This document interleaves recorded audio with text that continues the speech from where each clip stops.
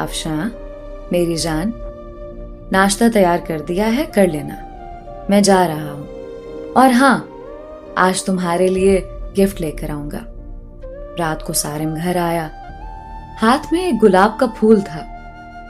Afsha garden में कुर्सी पे बैठी थी, हल्की सी हवा चल रही थी।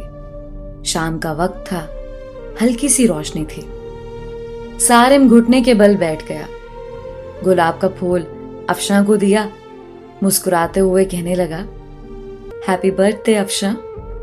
अफशा चौंक कर बोली, तुमको कैसे याद है मेरा आज बर्थडे है? हमसफर हूं आपका अफशा। पेपर्स निकाले एक लिफाफे से।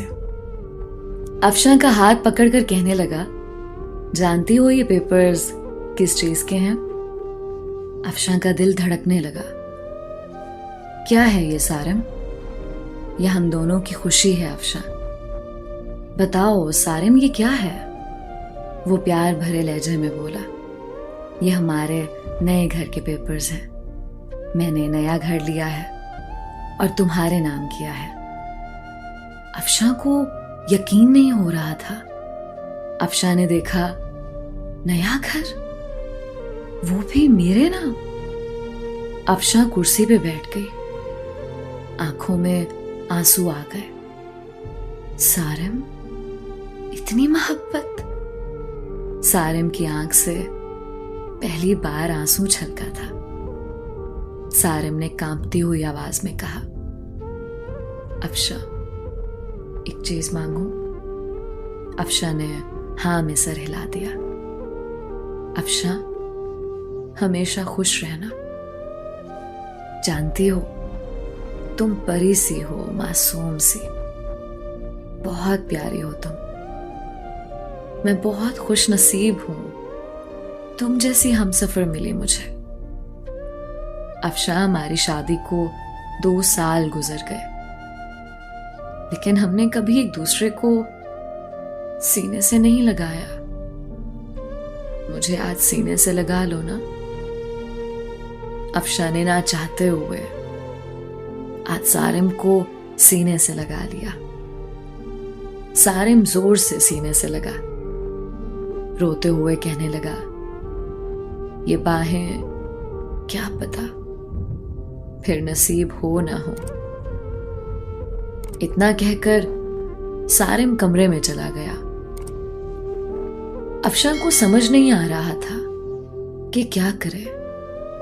वो सारिम को क्या समझती रही? सारिम कितना अच्छा इंसान है, कितना बुरा सलूक किया मैंने सारिम के साथ।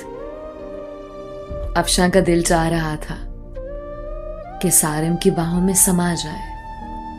सारिम की बेपनाह मोहब्बत। 2 साल में सारिम को इग्नोर करती रही।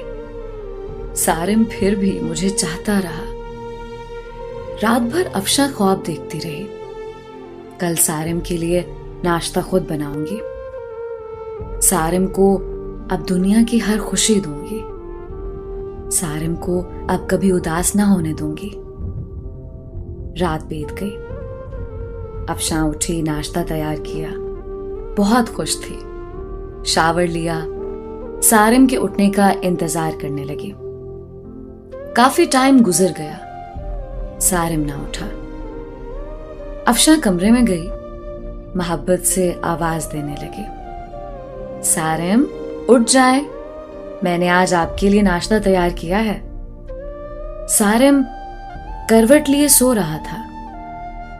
अफशा ने मोहब्बत से सारिम को छुआ, देखा सारिम का जिस्म ठंडा पड़ चुका है। अफशा ने आगे बढ़कर देखा, सारिम के बिस्तर पे खून पड़ा था, मुंह पे खून लगा हुआ था। अफशा चीखने लगी, जोर जोर से आवाजें देने लगी, सारिम उठ जाओ, ये क्या हुआ है आपको? सारिम उठो ना। मोहल्ले वाले इकट्ठे हो गए, अस्पताल ले गए।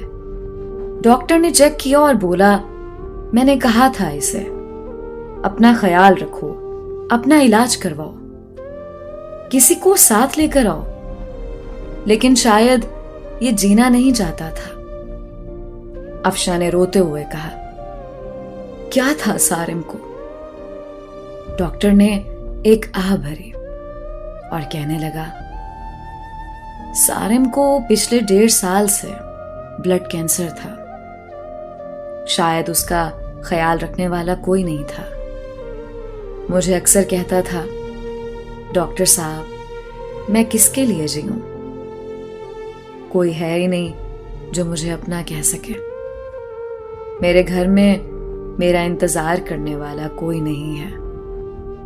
कोई नहीं है जो मुझसे मोहब्बत से पूछे दिन कैसा गुजरा। कोई नहीं है जो मुझे कहे, आप थक गए हैं, चलो सर दबा दो। रात को कमरे में अकेला दर्द से तड़पता हूं, लेकिन कोई नहीं है जो मेरा दर्द समझे। अफशा जमीन पे गिर गई। सारिम, ये क्या कर दिया तुमने? सारिम, मुझे माफ कर दो। सारिम, मैं पागल हो गई थी।